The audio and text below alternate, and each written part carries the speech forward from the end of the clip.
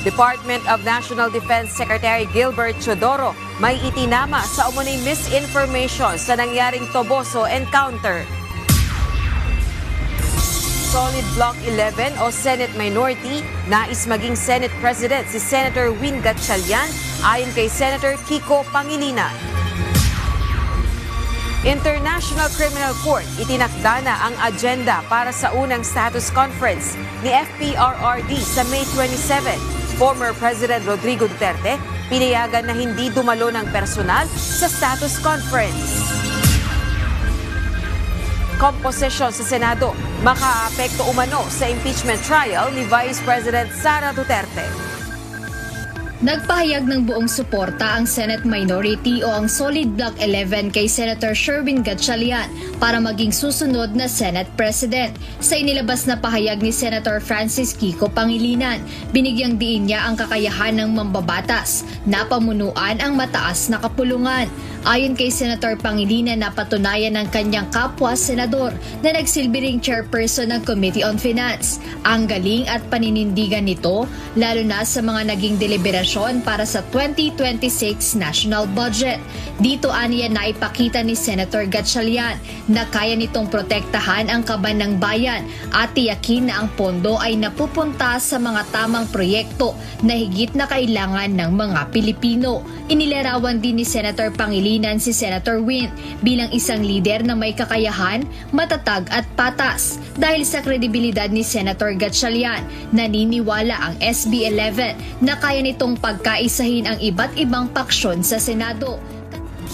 Ang National Bureau of Investigation na arestuhin si Senator Ronald Bato de la Rosa anumang oras. Ayon sa NBI, sakaling maisakatuparan na ang pag-aresto sa mambabatas, ay ipauubaya na nila sa Department of Justice ang kustodiya rito.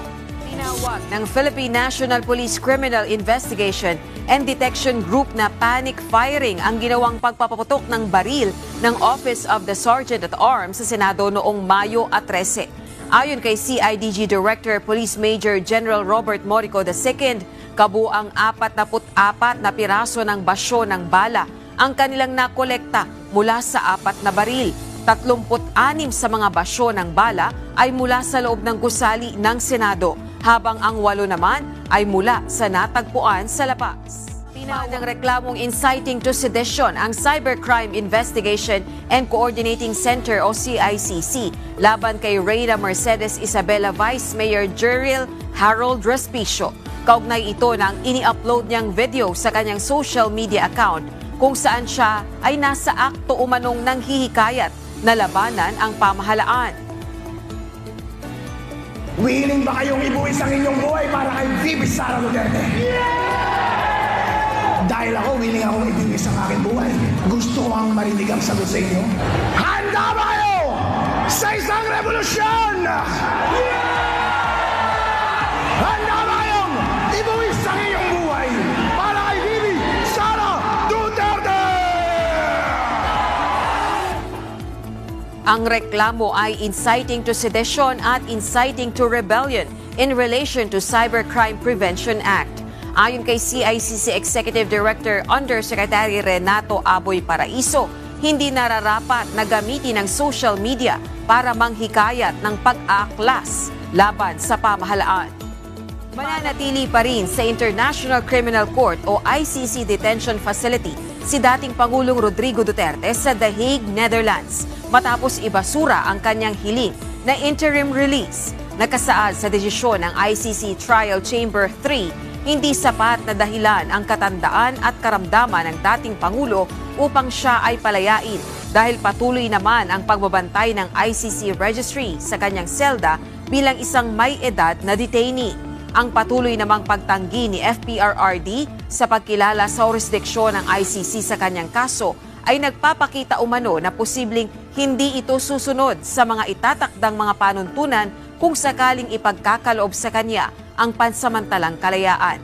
Dahil dito, mas malaki pa rin umano ang posibilidad na tumakas ang dating Pangulo lalo na't malawak ang kanyang koneksyon at marami ang kanyang mga taga-support.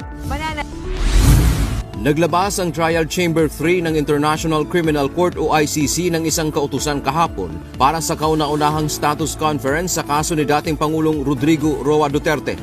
Ang nasabing pagdinig ay gaganapin sa May 27, 2026 sa The Hague, Netherlands. Dito inaasahang pag-uusapan ang agenda bilang paghahanda ng inaasahang formal na paglilitis sa dating presidente. Pinayagan ng Chamber ang kahilingan ni FPRRD na huwag nang dumalo ng personal sa status conference. Ayon sa kanyang kampo, buo ang tiwala ng dating Pangulo sa kanyang legal team na haharap sa mga administratibong usapin ng kaso. Kinumpirma ng korte ang paghirang kina Mr. Peter Haynes bilang counsel at Ms. Kate Gibson bilang associate counsel para kay Duterte matapos payagan ang pag-atras ng kanyang mga dating abogado sa pangunguna ni Nicholas Kaufman.